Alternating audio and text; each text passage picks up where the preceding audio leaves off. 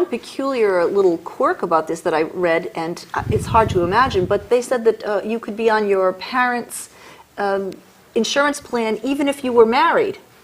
Right, but there is an exception, and that's if you have insurance offered to you through your own employment. Right. But yeah, the idea is let's provide, I'm not going to say universal coverage, but coverage as best we can to people. If I have 3 children, I pay for a family plan. If one of them becomes 19 and is not in college, I'm still paying that premium for a family plan. What this does is it allows my child to stay on it if she doesn't have, or he, that coverage available through their own employment. Well, of course, if you are 26 and you are working and your employer provides health care, it still could be fairly expensive. Wouldn't it be less expensive if he found a way, or she found a way to opt out to stay under the parents? Stay on a single plan? I would think it would be less Or to stay on your family plan. Yeah. Yes. It would be, but... It depends on the premium. How do you watch? You have to monitor but that. that's what this law doesn't allow. It says if you have it and you can pay for it through your own employment, you have to. What happens now with the Cadillac plans that they're talking about?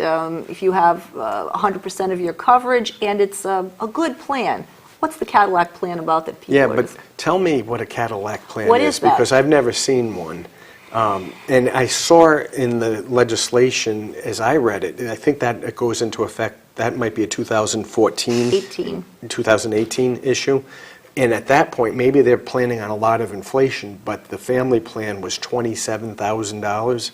And if you have a plan where you're paying $27,500 premium, you pay a penalty tax for having that kind of coverage. Now, doesn't this make sense that apparently the subscriber, the subscriber isn't going to be taxed, but the employer is going to be taxed if he has that health insurance that's $27,500. Wouldn't they just reduce the plan between now and 2018 so no one has a Cadillac plan?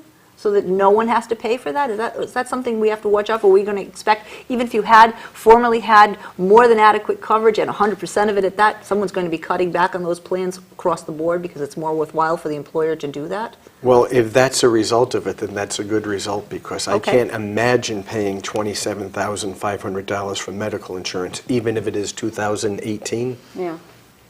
Even with the spiraling costs. Right. Well, maybe this will bring costs down. I think that's part of what the hope is. Oh, I would think the insurance companies are just jumping for joy because now they're going to have several million more subscribers. Right, and I more would think they're premium jumping for dollars. costs. Yeah, so the more you have, the less the premiums. Right. That's the way, Theoretically, I mean, that's the way it economically, should- that's Yeah. the way it should should work. be, but And another aspect No. of this that I've heard, and I've heard a lot of doctors sort of complain about this, is that there won't be enough primary care physicians. And I guess the question is that because doctors are planning on leaving the practice, or because there'll be so many more patients?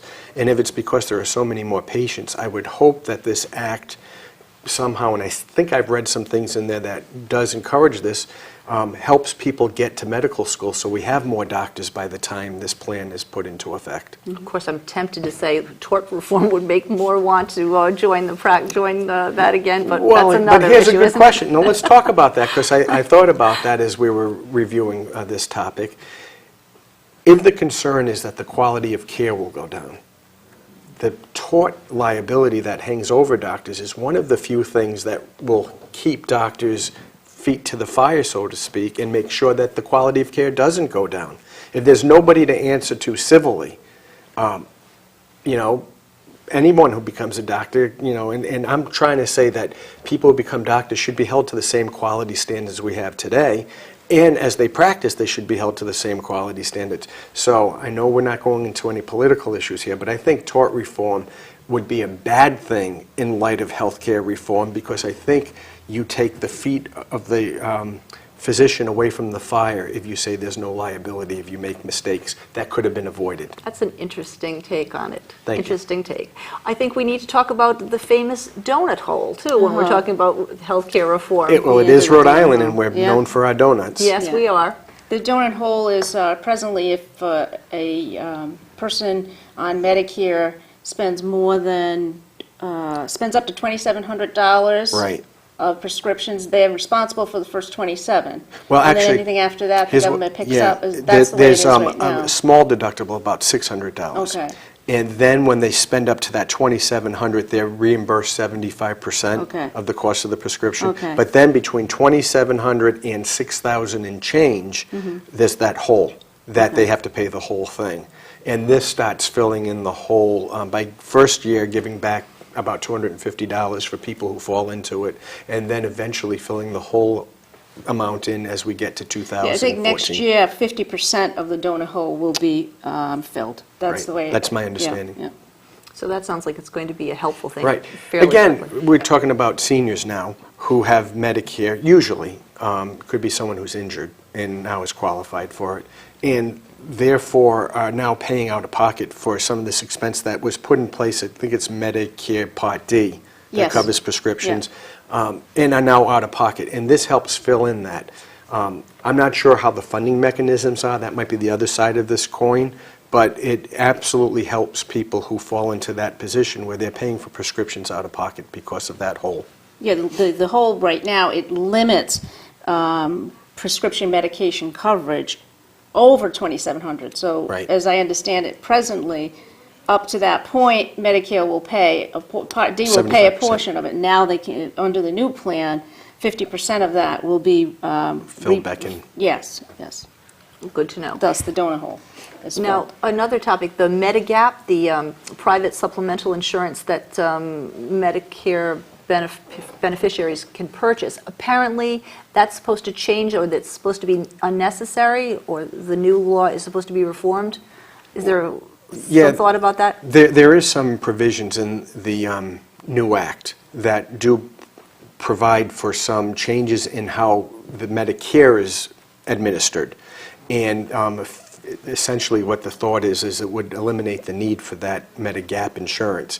I don't know enough about exactly how that's going to get put into place because each state, one of the things that's interesting about this, there was a big difference between the House bill and Yeah. the Senate bill.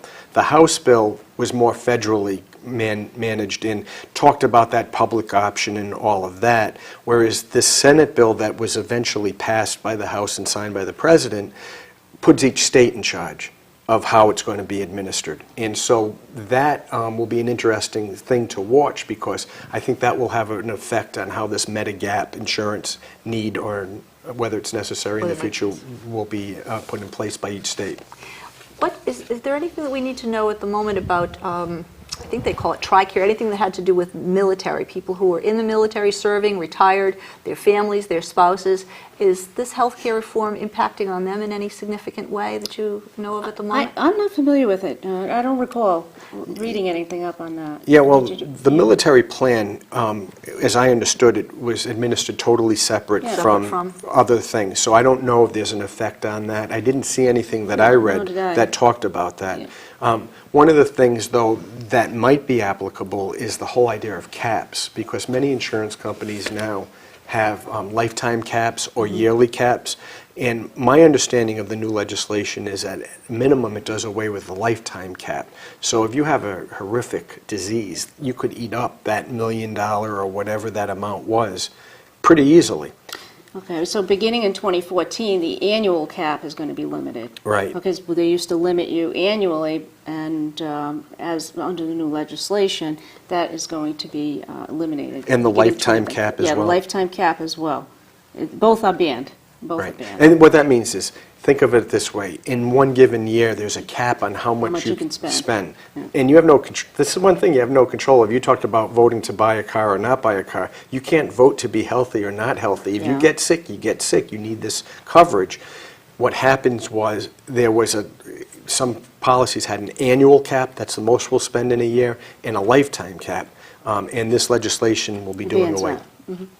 What other kinds of things can you tell us about that you know of that are going to be affected with this health care reform? You talked about sun tanning at some point. There were a few interesting There's a tax quirks in there. on tanning salons now. That was pretty, that Yeah, was, that use ultraviolet that's right, lights. it was interesting. It was And kind of again, amusing. I guess the theory on that is that... Preventative care. Right. And preventative care in the Act is a very important Yeah. aspect of it. The Act requires that insurance companies allow you free preventative visits to the